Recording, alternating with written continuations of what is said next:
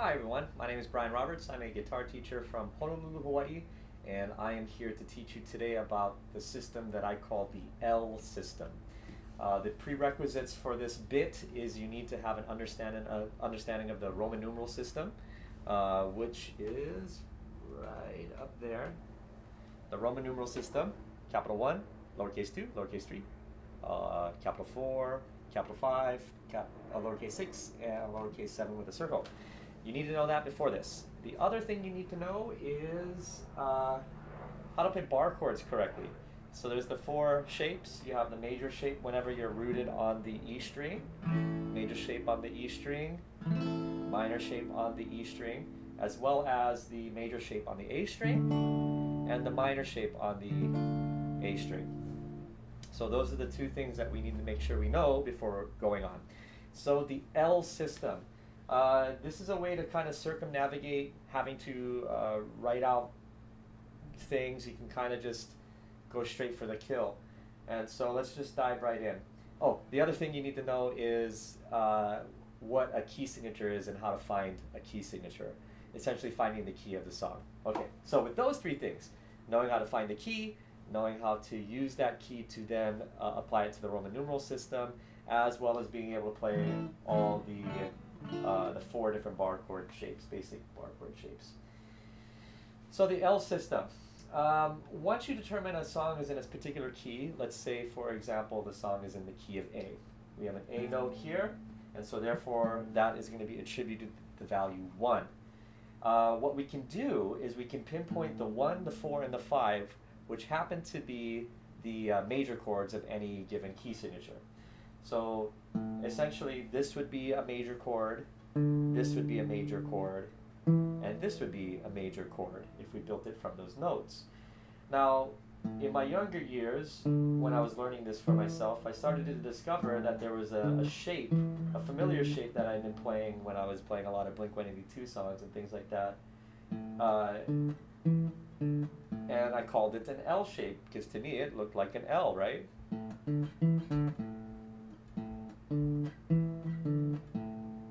So, 1, 4, 5.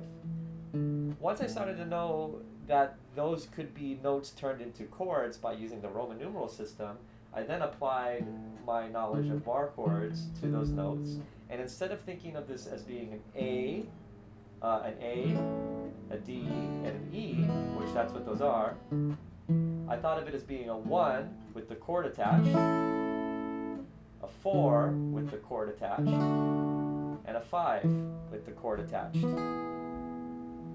So these were my points of interest. I would just move my pointer finger to those locations, and I would have the different chords. If I wanted to play a 4, 5, 1, or a 1, 5, 4, or a 4, 1, 5, 1, anything like that, in any key, it would work.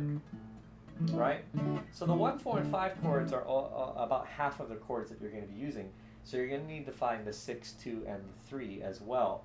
Those are the remaining chords in the Roman numeral system. So let me just write this down here. So 1, 4, and 5 are all your major chords, and 6, 2, and 3 are your minor chords. Okay? So if this is 1, we can use our knowledge of scales to work our way forwards or backwards to 6. The way I discovered it is I'd play a scale and I went 1, 2, 3, 4, 5, 6, and realized my 6 was here, and that's on a string that we don't really know how to play bar chords on. So I would kick it back an octave, meaning that these two notes are the same note. This is a 6 and this is a 6, just an octave lower, and so therefore that note is a 6. So I have a 6 there. I also noticed that my 2 is here, but I could also stick it there. It's 2, 2, 2, 2. Again, naturally I found the 2 here from my scale, right? Do, re, mi, fa, sol, la, ti, do. 1, 2. But because my 6 is way over here, I didn't want to have my 2 way over here. So I tried to find a location for 2 being there. And the math will work out, because if you know for a fact that this is a 4, and you know for a fact that that's a 3, you can count your way backwards. 4, 3, 2. Okay, so we have 6, 2, and 3. Aha! 6, 2, and 3. And these become the launch points for all your minor chords.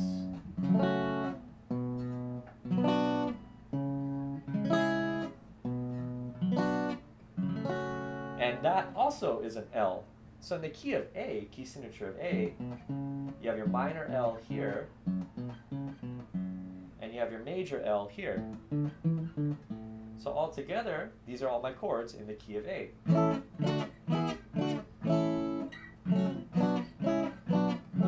Done. It's just that simple.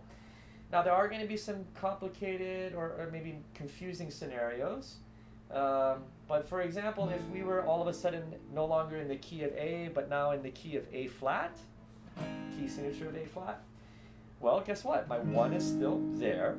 And in relation to this 1, my 4 is still going to be a 4 away, and my 5 is going to be a 5 away, still in an L shape. And as a result, my 6 will still be here. 6, 2, and 3.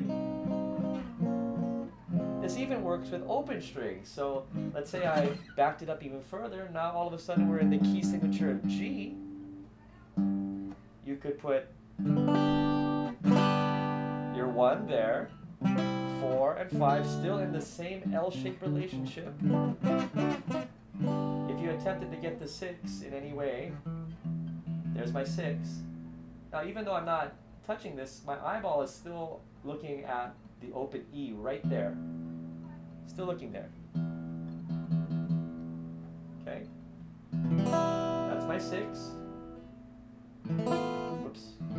That's my 2. And there's my 3. It's still an L.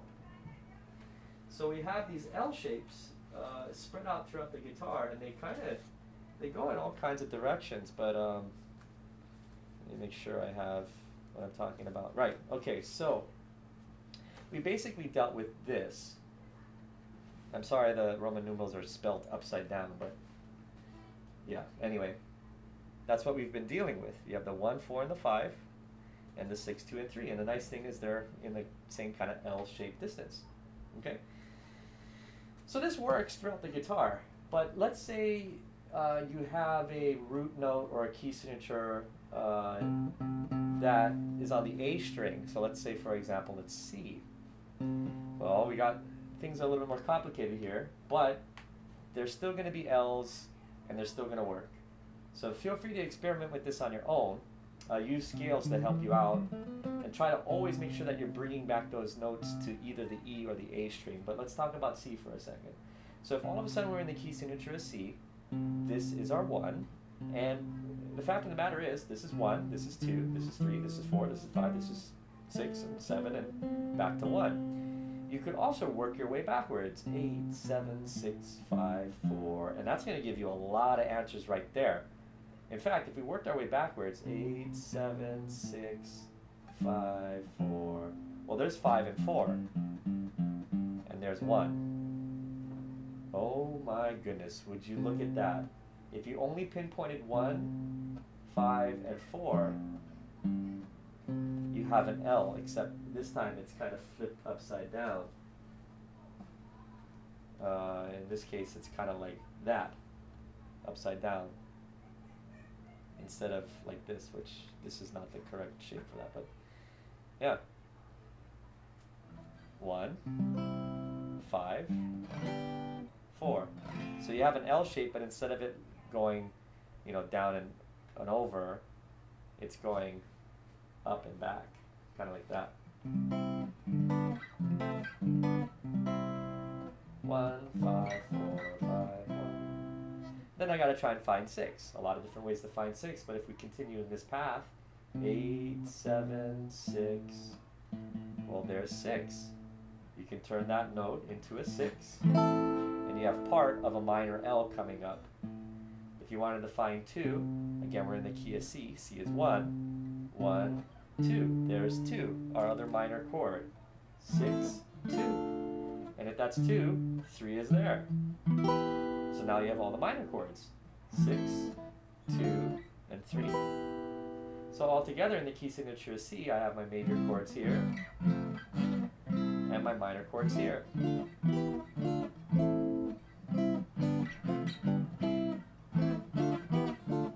And at no point in time am I thinking, oh, it's a C, it's a G, and an F, or an A minor, a D minor, and an E minor. I mean, I can do that, and I do use that from time to time, but when I'm in this mode of thinking, 1, 5, 4, 5, 1, major L, 6, 2, 3, 2, 6, minor L.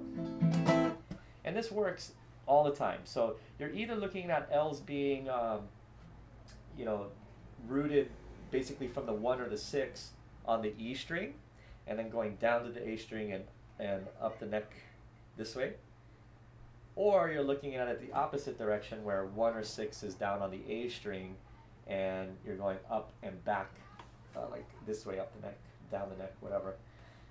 And those are your 2 scenarios. So depending on the key signature, you might be having 2 L's going this way, or 2 L's going that way, or a yin and yang version. So for example, like F is the yin and yang version. So if F is 1, we have 1, 4, and 5.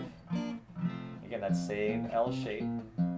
Anytime you have a 1 or a 6 up on this E string, it's always going to be in this direction. And then to find 6, well, we know that this is a 5, so if this is a 5, that must be 6. And so like I said, if you have 1 or 6 down on this string, you're going to have the opposite L formation. So again, the key signature of F and signatures like it have the yin and yang version. Here's your major chords, and here's your minor chords. Those are all the chords in the key of F. We did C earlier, which the 2 L's kind of went different directions. I can't contort my body like that. or yeah, I can go like this. So the key signature of C was like the opposite of yin and yang. Again, just to review, we just did that. 1, 5, and 4. See the L like that. And then 6, 2, and 3. Right, so we have L's like that. And then one other common example is if we're in the key signature of E flat. E flat is here. So again, I'm just going to quickly blast past this, trying to keep the video short-ish. So this is my 1. My 4 is here, but that's on a string I don't like. I can kick it back an octave. That's my 4, and that's my 5. So I have an L shape going like so. 1, 5, 4, 5, 1. Now I got to get the 6, and the way I like to do it in this scenario is, since I have some space over here, is I count my way backwards from the key signature. This is 1, but anytime we have to go subtraction, we make it an 8. It's kind of like carrying the 1 in simple math. 8, 7, 6. There's my 6. And anytime you have a 6 or a 1 on the A string, you're always going to have an L going like so. That's my 3, that's my 2, 3, and 6. So grand total, you have your major chords here in the key signature of E flat, and the minor chords here. So again, this bypasses the process of going, oh, 1 is E flat. And so E flat is a capital Roman numeral 1, so then it's E flat major. 2 is F, and F is a lowercase 2, and so then it's F minor, right? You can see how that can be a tedious and long process. That process works, but if you can play bar chords and you understand what a key signature is and all this stuff, this process streamlines everything. So I hope this makes sense. If it doesn't, leave a comment below and I'll re-explain it. But this is a really powerful tool. You know, when I was learning a bunch of these like pop punk songs, and you know, I used to call the shapes different. Like I would call that like a T, right? Because I'm kind of making a T shape here, up, over, and back. I didn't realize that I was just predominantly in a major L for this part of it, and I was only tickling one of the minor chords here. And that's because most songs you don't use all the chords available in the key, at least if we're talking standard pop songs. But yeah, I think that does it for today. If you like videos like this, give me a like, a subscription. I'll try to be cranking more of these out here in the near future.